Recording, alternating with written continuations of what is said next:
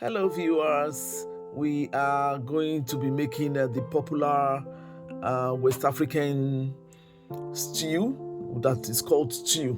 Start by boiling your meat, as you see, and then this is the tomatoes, onions, bell pepper, habanero pepper, all kinds of pepper in there, and then it's going to be washed and cleaned up, as you can see it right now, and then it goes to the blender. You blend everything up nicely in a big ninja blender, and then when all is done, we will now take it to, we will now pour it in a pot containing onions. We also chop a few onions. We chop it up,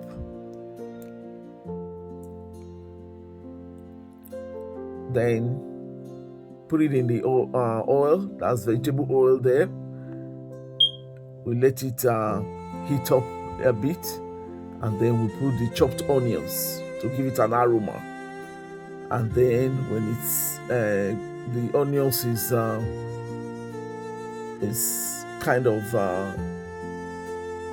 soft, then we pour in the blended tomatoes, the blended mixture of tomatoes, habanero pepper, bell pepper, etc. As you see it. So the pepper depends on how peppery it is or how spicy it will be. Depends on how many you put. Some people don't like too spicy food, so they will put a little bit, and that is just it. It's so easy, as long as you have your meat, your protein ready. The stew is very easy to make. You're going to leave this for about 15 to 20 minutes to boil out and become kind of pasty, but not, becomes pasty, and that is it. You leave it, and after that, after some minutes, we're going to add the tin tomatoes to it, tomato paste. That is what it's called. We call it tin tomatoes. So that's where you see the tomato paste being added, and then of course our seasonings, Maggi cube, Maggi Knorr, whatever seasoning that appeals to you, you add it to it. Stir everything in, and make sure that the tomato paste is dissolved in it completely, by turning it and making sure everything is now smooth all together. And then you leave it for some time to boil out, and then we'll add your meat stock, because the stew is now thick. Add your meat stock to give it a taste, very nutritious.